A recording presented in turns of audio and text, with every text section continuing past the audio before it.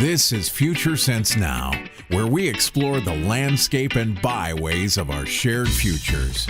Future Sense Now is brought to you by the Futures Forum. Stay tuned for a journey to the futures of women with host Dr. Claire Nelson.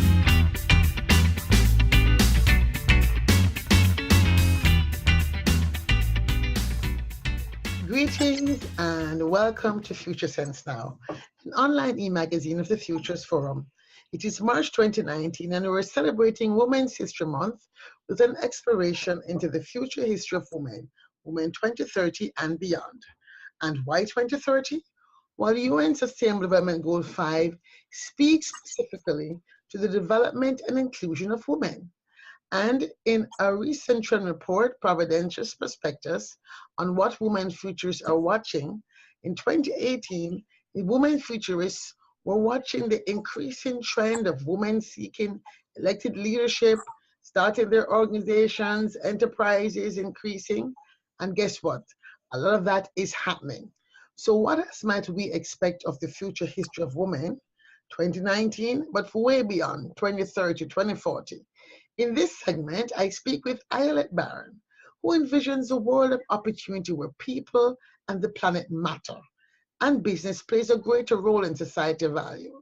She was Chief Strategy and Innovation Officer for that big giant, Cisco, creating a strategy to take Canada to the second largest revenue country, and had a very successful career as a technology executive in Silicon Valley. But in this her reinvention and reimagining years, she has become an award-winning author of books such as Our Journey to Corporate Sanity, Transformational Stories from the Frontiers of 21st Century Leadership, and indeed has authored or co-authored 2 new books to be published in 2019 and 2020. So I'm very much looking forward to having her share with me her prognosis on how the woman futures will be emerging in 2030 and beyond. So Ayelet Barron, welcome to Future Sense Now. I'm so pleased you could join me. How are you? I'm great. Thank you so much for inviting me to this conversation. Yeah, as somebody who is out there changing the future and whose name I've seen pop up time and time again, I really wanted to, dig in and spend some more time with you thinking about this idea of the future history of women. Things are changing so fast. So as you look at the backdrop of 2030, and I'm using the SDG as a backdrop because it's a global language, right? Where it says we resolve to create just and inclusive societies and to protect human rights and promote gender equality and empowerment of women and girls. Canada, where you are based, has been very much on the forefront of supporting some of these changes around the world. When you see these global goals and you think about Canada and Canada's role in the world, how do you view this statement as, a push or a pull for your own work? That's a great question. First of all, I see myself as a global citizen. I've had the honor to work in over 100 countries around the world. Wow. Which blows my mind, and be able to experience life in almost every continent. I've missed a couple of countries, but being back in Canada now for 2 years, I'm really encouraged because I think it's our time. There's no time better in history than right now. We have so much opportunity, and the only thing that's getting in our way is ourselves. The only thing that's getting in our way is limiting beliefs. And in Canada, it's smaller. So you're able to impact change a lot quicker than in other places. So it's a phenomenal place also to pilot projects and to bring people together. When I was part of the leadership team at Cisco Canada, we created a lot of corporate social responsibility programs that were integrated into the business. So we led it with the business rather than being just a separate department, both in Canada and also I came from working in emerging markets. So I was able to connect girls from all over the world using technology to have conversations. And I think that's one of the keys that we're looking at. I think that I wish the SDG was less about solving humanity's biggest problems and more about focusing on humanity's biggest opportunities. because I think that's the difference in the shifts in the world that we're seeing. In the current world, we're always solving problems, which keeps us locked into fear. And fear is the best-selling brand in the world today. It generates clicks. It spreads like wildfire. There's fear everywhere. And when you start talking about problems, you get stuck in that mindset. But when you have a mindset of opportunities, anything and everything is possible, which is what is exciting. I really have to unpack so much of what you said because I'm so excited. I don't know where to start. So let's step back and look at first the role of business in the creation of the future, and your ability to use your company to build in the CSR as part of the business strategy. As you think about this idea of opportunity, right? And you look at the challenges, because we do have challenges, let's say, with natural resources for even technology, right? How do you think having more women active, well, let me start with more conscious women, because if you're not conscious women, more conscious women active in leadership, in corporate, who may be a little bit more aware of the needs for their children's future to be more secure. How do you think that might emerge in terms of pulling companies towards a more futures or foresight approach to corporate social responsibility? Well, I think that's a great question, and I think that we have to unbundle the question too. Sorry. No, it's great. Because I think it's about becoming whole. It's you know, when you start talking about what is a conscious leader or conscious woman, it's somebody that has like all their parts together, the male and the female. And we need more conscious men as well, who are very in tune with their feminine side. And, you know, we need to become whole, because history keeps repeating itself over and over because people think that they're better, but we need to become together and we need to integrate. And companies should actually not have a corporate social responsibility department, because they're actually saying this department is now responsible for us to be socially focused. And that's crazy. You know, we should, and how we do business, we should tie it into our business strategy from the beginning. And if you look at it, if you look at public opinion around the world, trust is at an all-time low in every institution around the world. And we're in this mess because we always lead with structure. And that is something, you know, because it's like for-profit, nonprofit. There's always this division and segregation, men, women. It's not holistic. We're not looking at it as a whole platform and a whole opportunity for the world. And if we led with purpose, I mean, most people want meaning and purpose in their life. So for business, this is a phenomenal opportunity, not for somebody to have a passion project, not for somebody to have CSR, but for it to be integrated in how we do business. And there's more and more research that shows that companies that are focused on impact, where profitability is part of it, because if you're focused on the right areas and you're doing the right things and it's very healthy, you will find that you're making an impact, not just on the business and growth and efficiency and productivity, but you're also becoming highly profitable. But we have this unnatural belief today that we just keep growing. And nonprofits should put themselves out of a business, right? It's not like, oh, you know, because they have... We wish. But as you talk about that, and we look at this issue then of this paradigm shift from a lens of problems to a lens of opportunity, a lens of people, planet, and productivity equals profit, right?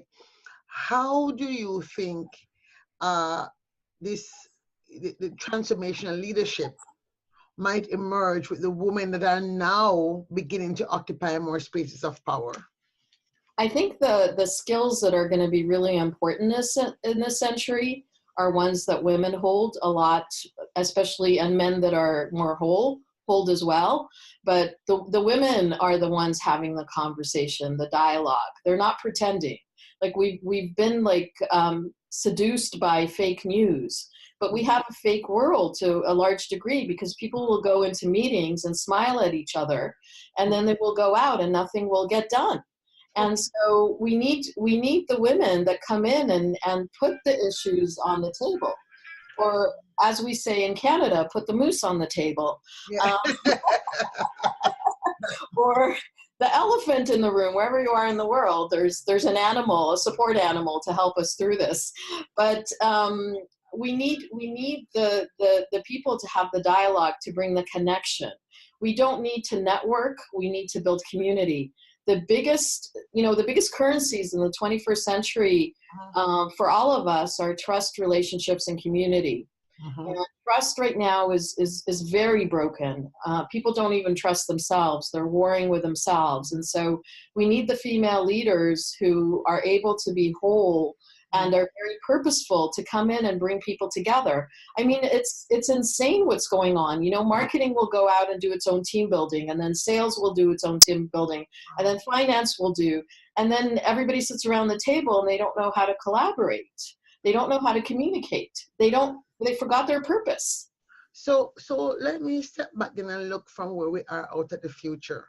You work for a technology company, and a lot of us, I want to put myself in the us, because I must admit that at some point, I'm very concerned about this rush to technology adoption without any sort of a review of the possible impact on the quality of life. So when you look at 2030, and you look at technology where the abundance movement is saying, hey, we're going to have more opportunities for job, but then we're saying, well, maybe not, because we might have AI and automation and robots making less jobs available.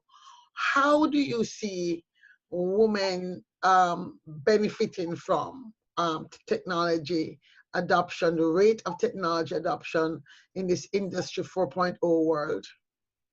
So I think we need to take a step back. I think what we don't do enough of in the world is look at the root cause. And we get all excited about innovation and progress, but there's nothing new under the sun. Everything is here to be discovered. This glass is a technology. The most disruptive technology that humanity had so far is not the smartphone. It's the light bulb. The light bulb, which, I've done a lot of work in different parts of the world that are still dark, and people aren't aware that there's still parts of the world that don't have the invention of the light bulb, but are using solar power. So again, for much of the Western society, that disruption created 24/7 work. We didn't have people working in factories. Now AI, is coming in. I think the first port in AI was in Asia. And there are no people anymore. They're just sitting in one room, and everything else is AI. And so maybe we're addressing insomnia. I don't know. But technology is not evil. We have just given our power away to technology. Technology is a beautiful thing. When I was at Cisco, I would get up on a Saturday when I wasn't traveling, and I would come into the Cisco office at 5 a.m. and I would turn on my telepresence unit. And on the other side in Nairobi, my sister, Hital Miraj, would be sitting there with 20, 25 youth from Kibera. And we would sit for 2 hours and have conversations. I brought my gynecologist in one day through the same technology to have a conversation with girls who had no way to talk to anybody about their body. So technology is not evil. Technology is amazing when it's purposeful and when we use it for value. Like, we have lost our human imagination, and we forgot that we are part of nature. Right? Everything, if you look at the room around you, where did it come from? Unless it's genetically modified, it comes from nature. And I think women are getting more in touch with the fact that we are part of nature, that we don't have to go detox in nature, because it means that we're already toxic. And so we need to look at life in a different way. We need to look at life as an opportunity. We need to drive more conversation and connection. I mean, I'll never forget having a group of girls from I think there was Nairobi, Guatemala, Toronto, and New York. And one of the girls, and Nigeria, and one of the girls from Lagos said on the call, she said, so does everybody in your house live in one room like we do? And the girls in North America were, it started a conversation. But after 5 minutes, all the girls realized that they were same. They had the same, some had much drastic, they didn't know what they were going to eat, but they had the same issues around boys and their bodies, and it's just connecting. And so the more that we can use technology for good, and the more that we understand that maybe we have one of the highest rates of suicide today, both among teenagers and older people. And so maybe if we put down our devices and build technology for good, we would start looking at some of the social issues beyond just, having clean water. And, again, the West comes in and thinks it has all the answers for the world, and it doesn't. There's so much for us to learn from each other, and that dialogue comes together. Yes. So when you so you're writing books now. So you say put down technology, put down the screen. How do your books, or how does this vision have to inform the books you're writing and the books you want to write?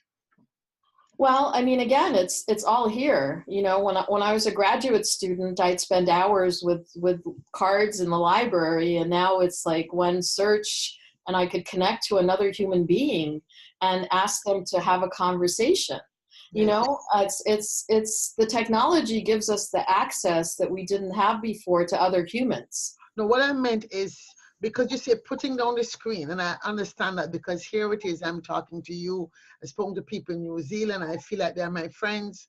But in terms of this fear and this lack of trust, and this lack of trust in the people's capacity to cope, and hence increasing suicides, for example, how do you think you are helping to maybe to help that paradigm shift, or to help us to think anew through the books that you're working on? Because I know you are writing some books about transformational leadership, for example.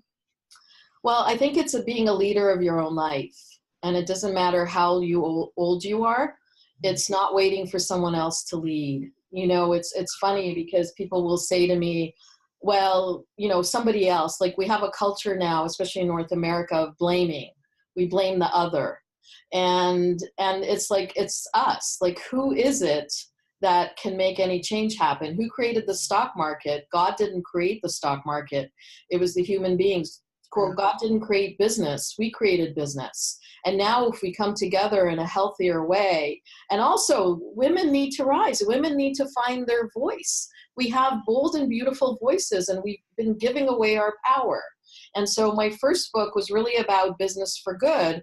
And as I went on my own journey to say, okay, that's great for business, but what about me? I've shifted my focus off my writing to books more for the individual, because I realized that until a person does not trust themselves, like we learn to trust everyone else before we learn how to trust ourselves. And then the education system beats, our power out of us to comply and to conform. But there's no universal manual for all of us. And it doesn't matter what gender we are, where we live. When you go up to space and you look down at our planet, yes, there are no property lines.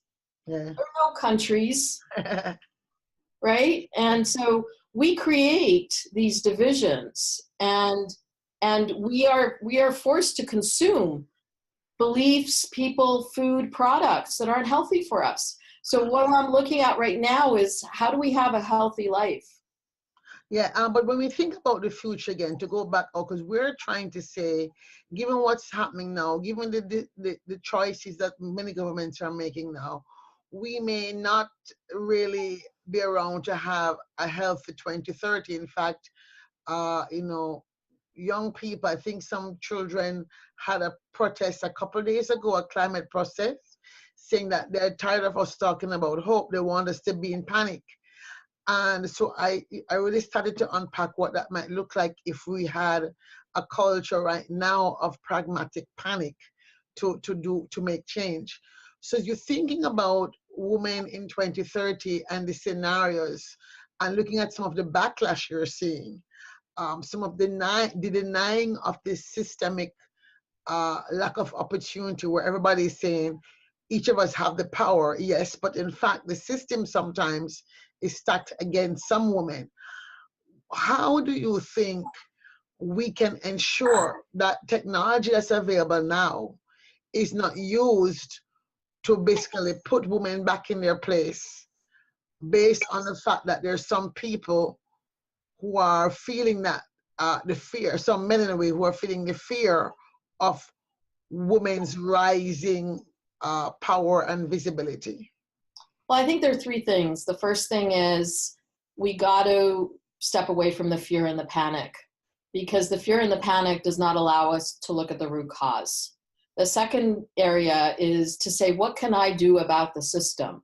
And not sit there reporting statistics, not sit there reporting and complaining about the government or the systems, but really, because a lot of these tools are making people feel like they're powerful because they're commenting, but they're really not doing anything. So you have to get off your behind and actually take action, because actions are what matter. The words are out there, but we're not seeing it. There's a lot of powers to be that want to suppress us right now. And the third thing is to recognize the root cause. History repeats itself over and over and over because the oppressed become the oppressors. Like, I am better, I am. So asking yourself new questions, that is the key to me, because what's good for you may be bad for me. And so there's no universal, of course there's some universal good and bad, but knowing what's for me and what's not for me, and not taking it, not sitting back, but finding your voice and acting and asking yourself new questions. And the questions that really help, is it healthy or unhealthy?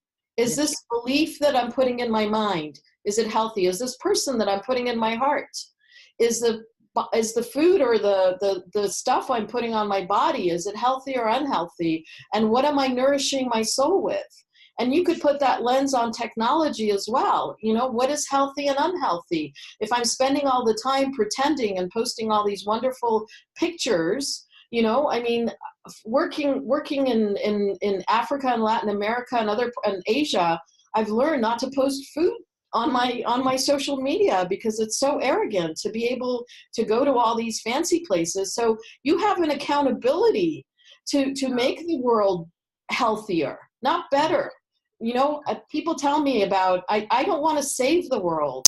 I want to find the people, the pioneers, the 1% of the people, of the 7.7 billion people on this planet, who want to create a healthier world and healthier systems. Because otherwise we're putting Band-Aids. That's what we're doing all the time. We're putting Band-Aids on broken systems, and that's why nothing changes. Well, you talk about 1% of the world, but actually there's a theory of social change that says 10% of the population has to have the same worldview to reach tipping point. And so as we think about all these movements, certainly from a woman's perspective, we have the hashtag Me Too, hashtag Equal Pay, hashtag Time's Up, hashtag Futures Female. Is there another hashtag that you would like to see? And how do you think we might actually grow that hashtag to get to a tipping point? I'd rather see a new world. I think that protests and movements aren't really building community, because again, it's coming out in unison with a voice, but it's words, it's not actions. It's not sustainable. It's not like a daily practice. And so, to me it's a hashtag of who hasn't. And it's a hashtag because it doesn't matter what color you are, what gender you are. Every single person on this planet has challenges. Some make them become evil people, and some make them happy people. It's just we're all human beings, and so. But then you talk about action. So what is something you might offer to say? Here's how we can move from just hashtagging to death, and instead of acting to death. If it's not a hashtag, what is one or two things you might suggest that women do to move from hashtagging Me Too to acting on a principle that can move us forward to this new paradigm that we're talking about? Well, I think, first of all, remember that you're powerful. And then once you sit in your power and you trust yourself, look at your community. Don't try saving the world. The world doesn't need the saving, but your community, where you're part of it, if you're part of a global community, then you're looking at a world issue. But look at what community am I playing in? And how do I create more playgrounds than battlegrounds? How do I bring more unity than division? And what are the systems that are broken that I'm passionate about that I can go and do something about? And go create, find the other people. We have all this technology to find each other.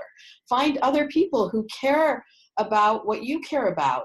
Build the platforms of connections and dialogue and conversations, but don't keep like trying to put band-aids on the systems that are broken, because we're not going to shift.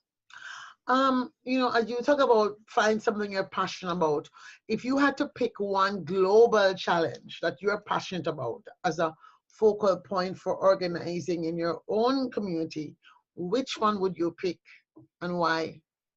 For me, I'm working right now on living consciously, on how do we get people to have a healthier life and be able to provide alternatives of consumption and to help people break down. Because I feel like if more people are healthy, then more, and especially women, that they don't feel all this noise and obligation. And if I could help them navigate and provide them tools to navigate, then they can go and heal other systems. Because I think at the root cause, the thing that's really needing healing right now is the individual.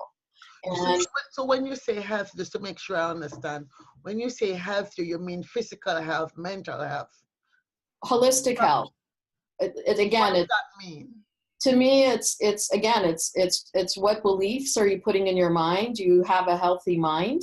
What thoughts are getting your attention? There's so much in the education system that told us how is that a global challenge? Because I want to figure out, if we're talking about the planet, how do you get that to be a global challenge? Because the more the healthy the individual is, the more impact it will have in the global. We've always started with saving the planet. The planet doesn't need saving. Mm-hmm. Nobody on this earth wants to be saved or fixed. It's a very arrogant notion to me. I helped start a technology center in one of the biggest slums on earth, but what do I know about running it? I worked with the local youth and I said, you try it. And if you fail, you fail. If you succeed, then you pay it forward to someone else. But what do I know about running a technology center in a slum in Africa? It's not mine to do. And I'm not going to be here telling you how to do it. And you're going to learn how to do it. And so that's a small thing. So what you're saying, so let me kind of rephrase then. So you're saying then that, in fact, there is no thing as a planet. It's really a community of 7 billion people. So if each of the 7.5 billion people were healthier, then everything would be healthier as a planet. So in other words, each of the individual cells of this multicellular organism that we're calling the planet were healthier. And so your global challenge then is to help the individual cells be healthier. Okay, I think I get it. All right. It's so simple that it's complicated. I think it's not complicated, but it's a different lens because the industries of development and the industry of help is very focused on let's save the planet agenda. So I just wanted to make sure that I am clear, and then whoever's listening to this is also clear of the vision and the picture you're trying to paint. So as we draw to a close, this is Women's History Month, and I've been doing this conversation, this is the 6th year now, because I'm really concerned about being intentional about the story we're creating, right? And being intentional about the story that we want to see happen. So based on your work, your writings, your travel, your experience, your passion, can you share with me a headline story from 2030 about women that you would want to see as a result of the future that you're trying to create right now? Yes, I would love to see a headline in the newspaper. I won't get to the headline, but the story is that a young woman in Latin America connected with a grandmother in New York City, And together they built a community and changed systems together because they found a way to have global conversations and connect with each other. And that little adventure of people connecting in that way made the little girl's grandmother in Latin America realize that this woman in New York had a better relationship with her granddaughter than she did. And it infused greater dialogue and connection, and seeing that all of our daughters, all of our granddaughters matter, and all of our especially the boys as well. I think many of the boys now are being left behind. Yes. So we need greater unity. We need greater integration. We need to have people that are making healthy choices and connecting with purpose and meaning to create this planet, and remember that we are part of nature and that every living being on this planet matters. And, I would love it by 2030 to see less division, because we all, again, I mean, what separates us more than even gender is beliefs, is mind keep us trapped. So I would like to see a world where people ask new questions like, what's healthy for me? Where are my traps? And that's your central thing. What's healthy for me? Are you optimistic, pessimistic, or my favorite word is neutralistic about this vision emerging? I think it's the best opportunity. I think that whatever makes sense and is valuable will be adopted. I just hope people put down. So you're afraid to choose optimistic? I've never fit in a box. So I just wrote a book about crossing the invisible lines. I think the future is bright, and if we all let if we all look into our darkness and let our light shine, a lot of healthy things could happen around. Well, I'm not going to put you in a box, but I'm going to check you off as saying optimistic. You think the future is bright. I'm so happy you took it. So thank you. We've come to the end of another great conversation.